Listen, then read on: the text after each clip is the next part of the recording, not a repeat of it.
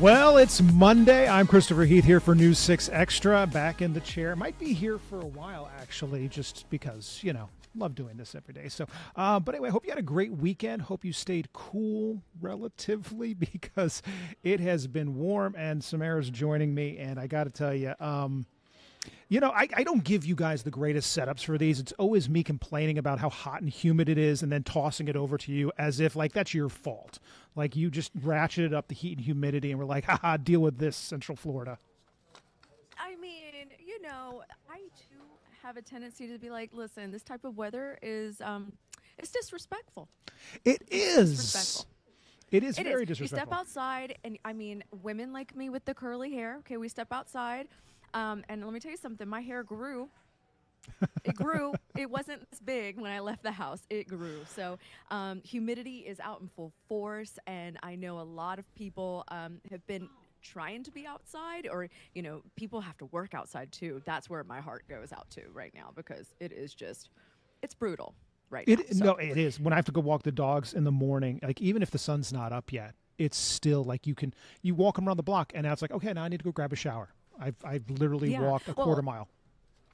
Absolutely. And then you have to think about, of course, people who, like yourself, who has a pup to walk. Don't walk them in certain times of day, because that sidewalk is kicking. The heat. It's like walking, barefoot yourself. Think about that, right? You want to do that. Not this time of year, and it looks like it's going to stay for a bit.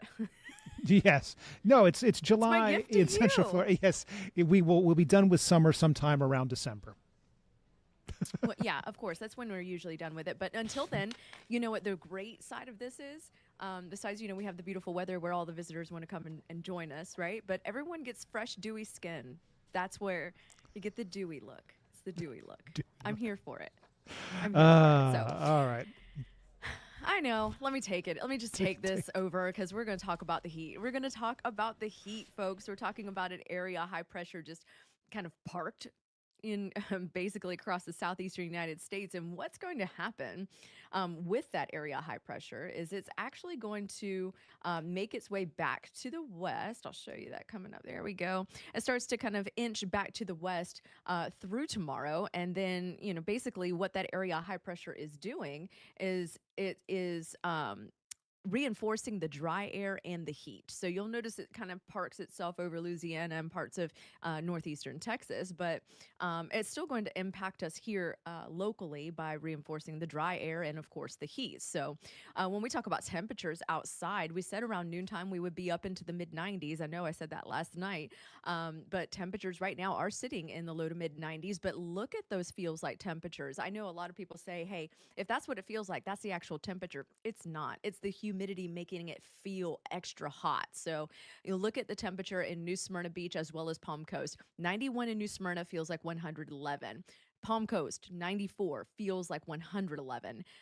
Leesburg, 95, feels like 108. Leesburg broke their heat record yesterday of 97 that was set back in 1998 with 100 degrees. And I do believe we are going to see some more records broken today. So, in fact, I'm going to go ahead and get to that right now. We have Orlando today, your high temperature. Orlando, Sanford, and Leesburg, all calling for 99 degrees today. That is hot. Sanford, if you hit 99, you will actually tie your heat record set back in 98.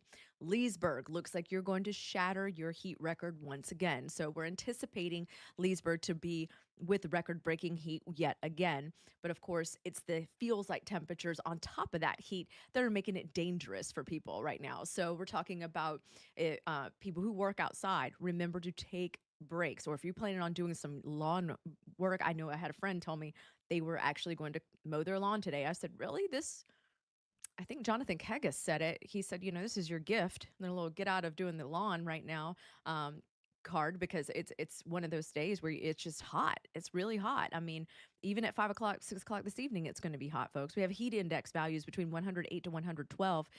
Possible all the way through 7 o'clock tonight when that heat advisory is set to expire. But on top of that, if you're in Flagler County, there is an extreme heat warning in place right now. So you could see heat indices well up to about 113, and Palm Coast was already at 111 for your heat index just a second ago.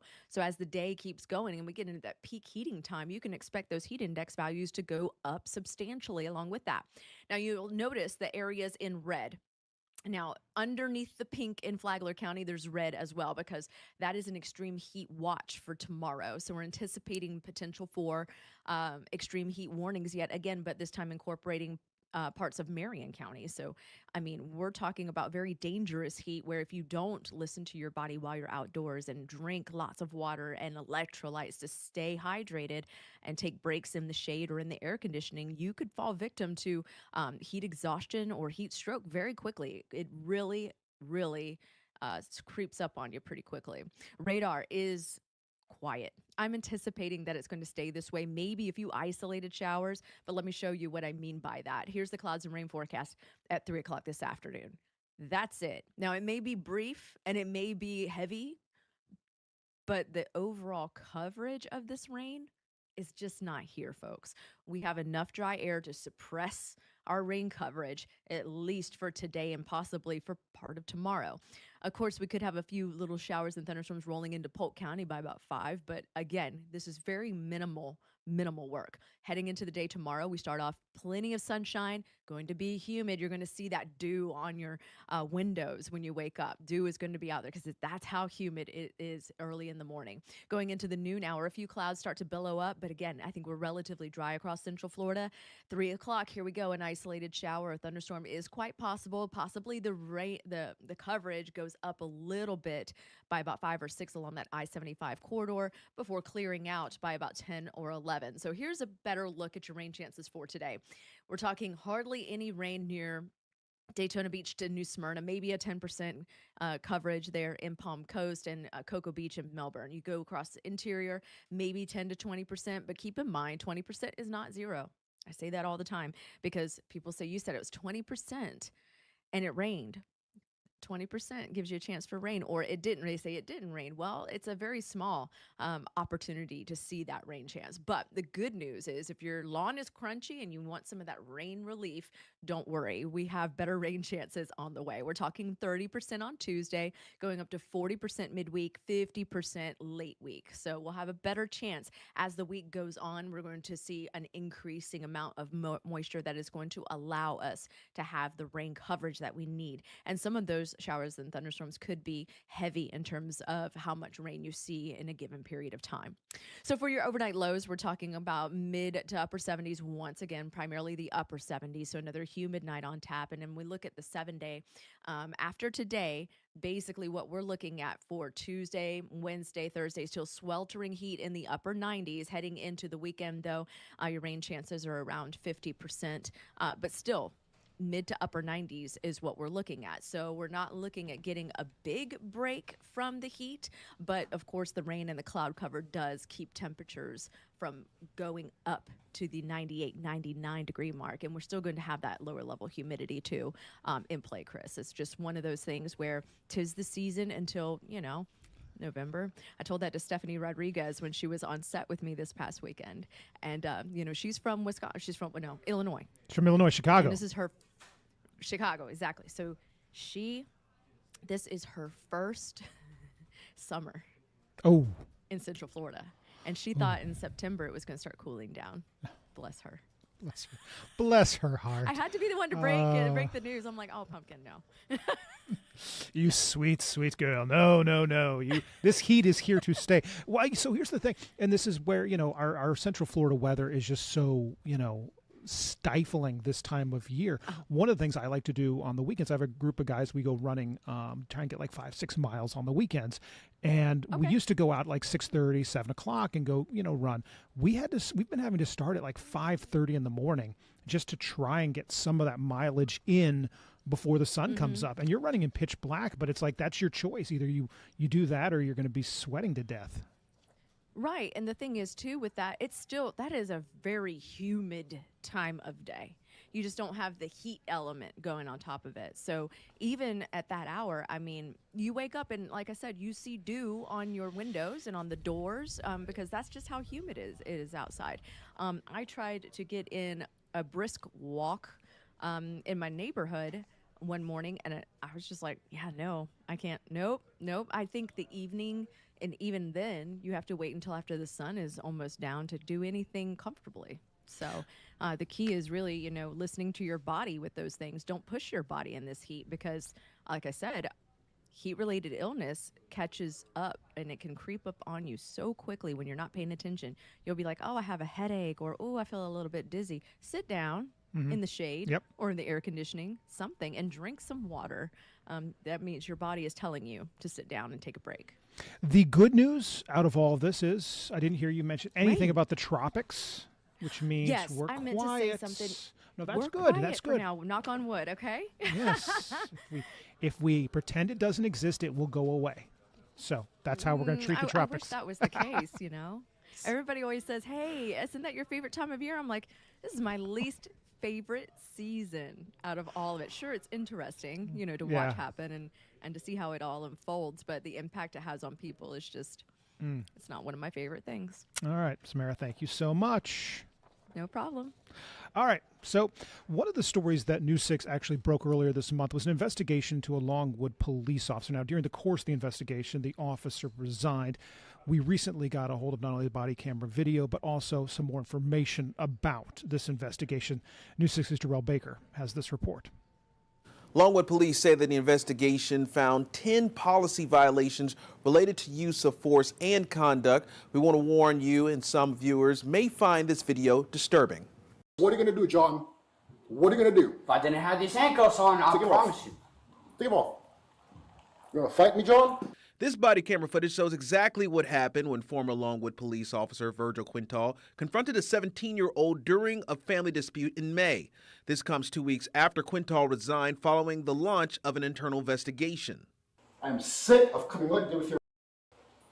If I'm out here again, you're going to go to jail. Do you understand me? Yes. On May 27th, around 9 p.m., Longwood police responded to a family disturbance at West Palmetto Drive, where a 17-year-old was reportedly arguing with his dad over cell phone restrictions.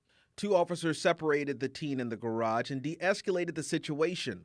Officers concluded that the teen met criteria for involuntary examination under the Baker Act. Don't eyeball me, boy. I ain't a guy. What? Do not eyeball me. Afterward, Quintal confronted the teen. The release says that initially it seemed to be an attempt to set boundaries in support of his parents, but quickly became unprofessional and agitated the situation. Stop pushing back.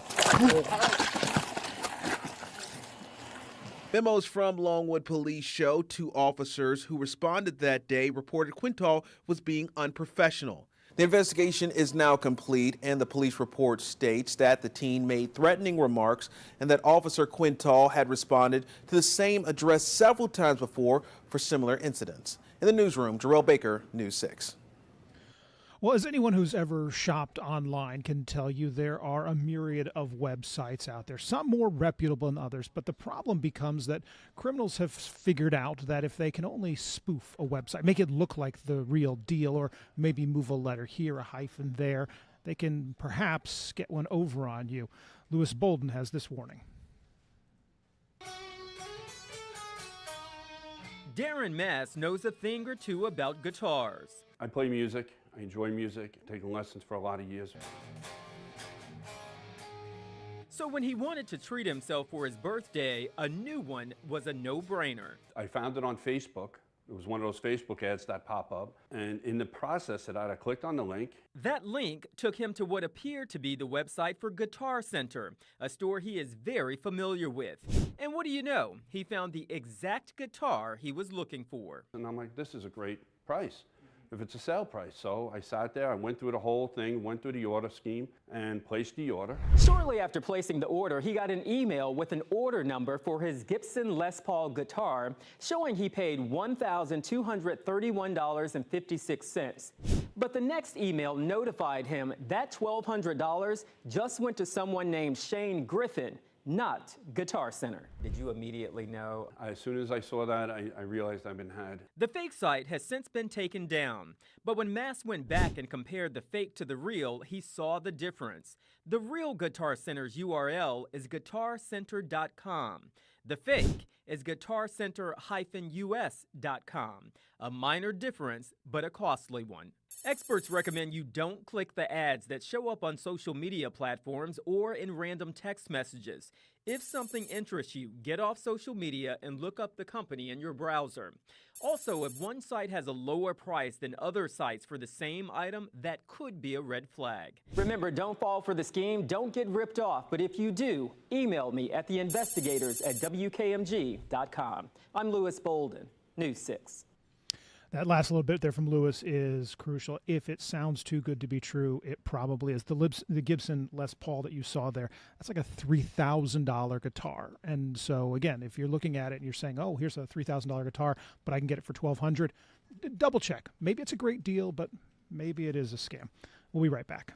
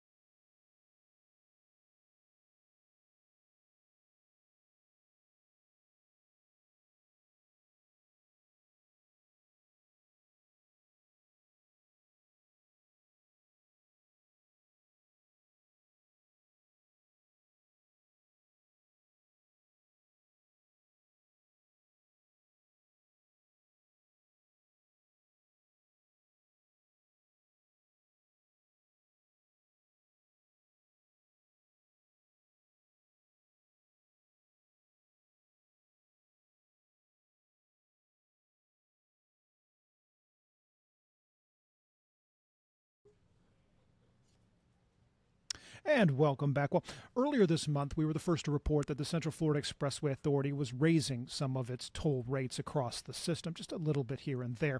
We also reported that they were slowly phasing out cash from all of their tolling plazas. Well, the latest to be phased out is the 417. It's part of a broader move by the Expressway Authority to essentially go cashless. So you're going to be paying by transponder or pay by plate. Again, a move to try and speed things up and get rid of all of those toll plazas where people are throwing in coins.